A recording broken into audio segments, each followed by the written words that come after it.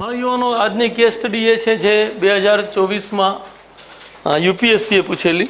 Doctor Srinivasan જે એક team leader છે, દવા નવી શોધાઈ રહી છે, એના નવી દવા એક વાયરસથી જોડાયેલી છે જે સમગ્ર દુનિયામાં ફેલાઈ રહ્યો છે, આપણા દેશમાંય ફેલાઈ રહ્યો છે. આપણે આપણા નિયમોની દૃષ્ટિથી જોઈએ તો આપણે એના પ્રશ્નોના આધારે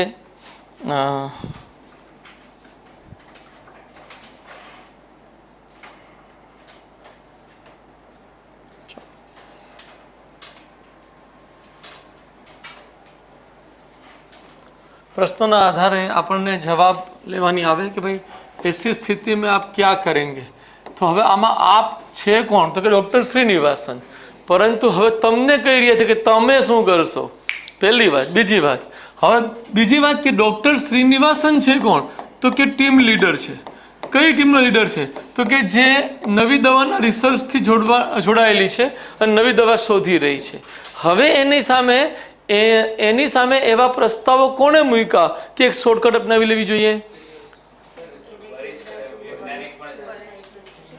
એની જે ટીમના મેમ્બર્સે મૂક્યા છે, કોઈ એના વરિષ્ઠ અધિકારીએ મૂક્યા નથી. આ અને આવી રીતના ઘટના જુઓ કે ભાઈ રવિન્દ્ર જાડેજા અત્યારના સમયમાં ટીમના સિનિયર ખેલાડી છે, પરંતુ કેપ્ટન શુભમન ગિલ છે.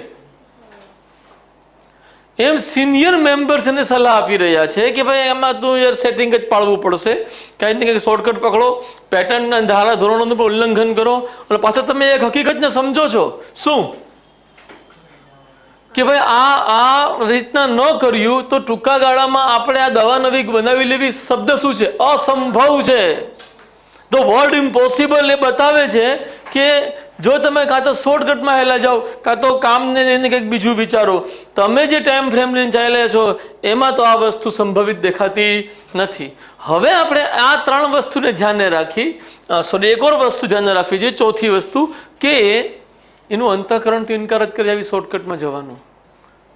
જો એનો અંતઃકરણ ઇનકાર ન કરતો તો વરિષ્ઠ થોડી સતત સલાહ આપત, એ પોતે જ કરી નાખત.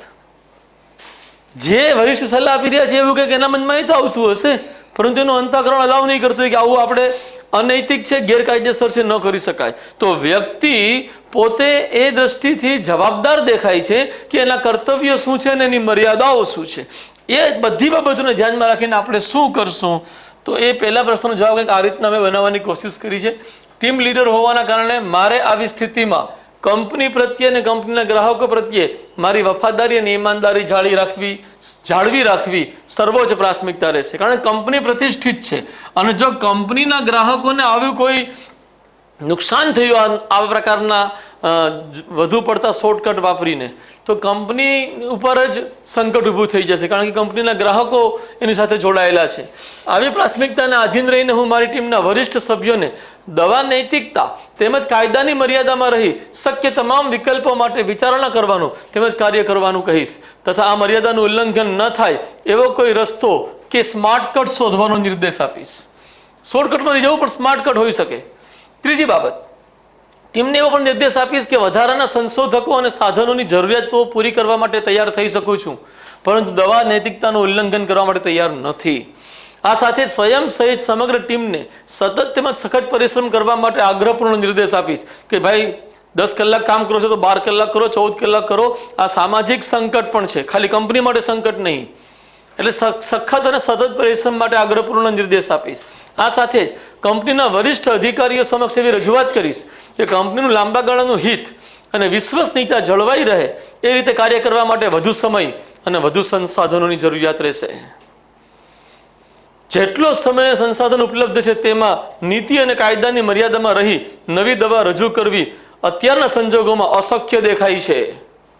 જો કોઈ શોર્ટકટ કે અનૈતિક માર્ગ અપનાવ્યો અને એનાથી કોઈ જાનહાનિ થઈ અથવા કંપનીની પ્રતિષ્ઠાને આંચ પહોંચી તો એક ક્ષતિ કંપની માટે અપૂરણીય બની જશે. એનું પછી રિવાઇવ નહીં કરી શકાય. આવી સ્થિતિમાં યથાશક્ય તમામ પ્રયત્નો સાથે સમયને લઈને લચીલો અભિગમ અપનાવવાનો, થોડો વધારે સમય આપો, અપનાવવાની સંસાધનોમાં વધારો કરવા માટે ભલામણ કરીશ. પછી આ એક હતું, આ 2, 3, 4, આ 5માં આપણે ટીમના વરિષ્ઠ સભ્યો સહિત તમામ સભ્યોને સૂચના આપીશ કે કોઈ પણ સભ્ય નૈતિકતા અને કાયદાની મર્યાદાનું ઉલ્લંઘન નહીં કરે. જો એના મગજમાં આવું બધું ચાલી રહ્યું છે તો એ ચાલતું અટકાવવું પડશે આપણે. बात बराबर। હવે આપણે બીજા પ્રશ્નનો જવાબ લઈએ। इसमें शामिल नैतिक प्रश्नों के प्रकाश में अपने विकल्प और परिणामों का परीक्षण कीजिए। એટલે પરિણામોનું પરીક્ષણ કરવામાં શું પરિણામ આવશે, સારું ખરાબ, રાઈટ? તો મેં પહેલો વિકલ્પ બનાવ્યો છે ટીમના વરિષ્ઠ સભ્યોના વિચારનો સ્વીકાર કરીને શોર્ટકટ અપનાવી શકાય। સૌથી આસાન રસ્તો તો આ જ દેખાય છે સંજોગોમાં। સંભવિત પરિણામ, આ વિકલ્પને એક સંભવિત પરિણામ કદાચ નવી દવા માટે મંજૂરીના રૂપમાં મળી શકે અને કંપનીનો નફો વધી શકે। બીજું સંભવિત પરિણામ એ હોઈ શકે કે દવા બિનઅસરકારક સાબિત થાય અથવા દવાની કોઈ ભયાનક આડઅસર વાયરસથી સંક્રમિત વ્યક્તિ ઉપર થાય તો કંપનીની પ્રતિષ્ઠા ઉપર કલંક લાગી જાય અને કંપનીએ કાયદેસરની કાર્યવાહીનો સામનો કરવો પડે કે જેમાં સમગ્ર ટીમ સહિત કંપનીના ટોપ મેનેજમેન્ટ ઉપર પણ જવાબદારી આવે। આ પરિણામ કંપની માટે, કંપનીના ગ્રાહકો માટે અને માનવતા માટે એમ ત્રણેય દ્રષ્ટિથી જોખમી દેખાય છે, એટલે આ વિકલ્પ પસંદ કરવો યોગ્ય જણાતું નથી। વિકલ્પ નંબર 2, તમામ સંસાધનોને સક્રિય કરવા અને સંસાધનોમાં વધારો કરવો પરંતુ નૈતિકતાના ધોરણોનું ઉલ્લંઘન ન કરવું। બીજો વિકલ્પ આ છે। આ વિકલ્પ અપનાવવાથી સ્થિતિ આવી શકે કે કંપનીને નવી દવા શોધવામાં સમય લાગે અને અન્ય હરીફ કંપની કોઈ નવી દવા લોન્ચ કરી દે। જો આવું થાય તો કંપની એક વિશાળ અવસર સંભવિત ઝડપી લાભથી વંચિત થઈ જશે, નુકસાન છે। આ વિકલ્પનું બીજું પરિણામ એ હોઈ શકે કે કંપની દ્વારા જ બજારમાં સૌથી પહેલા દવા રજૂ થાય, ભલે મોડી થયું પરંતુ બીજા કરતાં પહેલા જ છીએ આપણે રજૂ થાય, જે અસરકારક હોવાની સાથોસાથ કોઈ આડઅસર ન કરતી હોય। જો આવું થાય તો કંપનીને મોટો નફો થવાની સાથોસાથ કંપનીની પ્રતિષ્ઠાને નવી ઊંચાઈ મળી જશે, નવી બ્રાન્ડને એક નવી ઊંચાઈ મળશે, એવું કહેવા માંગુ છું અહીં, રાઈટ? બીજો વિકલ્પ થોડોક અંશે આપણને સ્વીકાર્ય હોઈ શકે। પછી ત્રીજો વિકલ્પ, નીતિ અને કાયદાની મર્યાદામાં રહી સરકારની સહાય લેવી તથા બહુરાષ્ટ્રીય કંપની સાથે જોડાણ કરવું અને એ રીતે ત્વરિતપણે નવી દવાનો વિકાસ કરવો। આ વિકલ્પનું એક પરિણામ એ આવી શકે કે સરકારની સહાય તેમજ બહુરાષ્ટ્રીય કંપની સાથે ભાગીદારીથી સંશોધન કાર્યમાં ગુણવત્તા વધવાની સાથે ઝડપ પણ વધી જાય અને આવી સ્થિતિમાં ઉચ્ચ અસરકારક દવા પ્રાપ્ત થાય જે માનવતાની સેવામાં રજૂ કરીને મહાન સેવા પ્રદાન કરવાની સાથોસાથ વિશાળ લાભ પણ પ્રાપ્ત કરી શકાય। કારણ કે આંતરરાષ્ટ્રીય બહુરાષ્ટ્રીય કંપની હશે એટલે એ જેવું આપણી સાથે જોડાશે, નવી દવા આપશે, આખા વિશ્વના માર્કેટ માટે આપણા દરવાજા ખુલી ગયા। પ્લસ સરકાર જો આપણને સહાય આપશે, સરકાર આપણને સાથ આપશે તો સરકાર જેટલી પણ વેક્સિન પોતાના તરફથી લોન્ચ કરશે, જે સબસિડી આપશે એ તમામ લાભ પણ કંપનીને મળી જશે। જો કે આ વિકલ્પ એવું બની શકે કે આનો નેગેટિવ શું છે કે બહુરાષ્ટ્રીય કંપની કદાચ સંમત જ ન થાય અથવા તે વધુ પડતી આકરી શરતો રાખે। તેમ છતાં જો આ વિકલ્પમાં વિન વિન અભિગમથી કોઈ સમજૂતી અને સહકાર થઈ શકે તો એ ભારત સહિત સમગ્ર વિશ્વ માટે હિતકારી સાબિત થશે। એટલે હું આ વિકલ્પને પસંદ કરું, રાઈટ? એક શું કહેવાય, રિસર્ચ ટીમના લીડર તરીકે આવો કંઈક પ્રસ્તાવ મૂકી શકાય આપણે। અને મારા ભાઈ બહેનો, આ વિન વિન એપ્રોચ શું છે? બંને તરફ લાભ। બંને તરફ લાભનો અહીંયા મારો અર્થ શું છે? જે કંપની સાથે જોડાણ કરશો એને લાભ, આપણને લાભ, સરકારને લાભ, માનવતાને લાભ, રાઈટ? હવે ત્રીજો પ્રશ્ન થોડોક અઘરો લાગ્યો હશે તમને, કારણ કે તમે એના બેસિક કન્સેપ્ટ નહીં જાણતા હો। डेटा नैतिकता, data ethics, drug ethics, save humanity at large in such a scenario. ऐसे परिदृश्यों में डेटा नैतिकता और औषधि नैतिकता किस प्रकार बड़े पैमाने पर मानवता को बचा सकती है? तो डेटा नैतिकता केवी रीतना बचावी सके छे एने समझिए। डेटा नैतिकता एवा सिद्धांतोने दर्शावे छे के जेनी हेठळ डेटानुं जवाबदार कलेक्शन, उपयोग અને વ્યવસ્થાપન કરવામાં આવે છે। Responsible collection of data, responsible use of data and responsible management of data is called data ethics.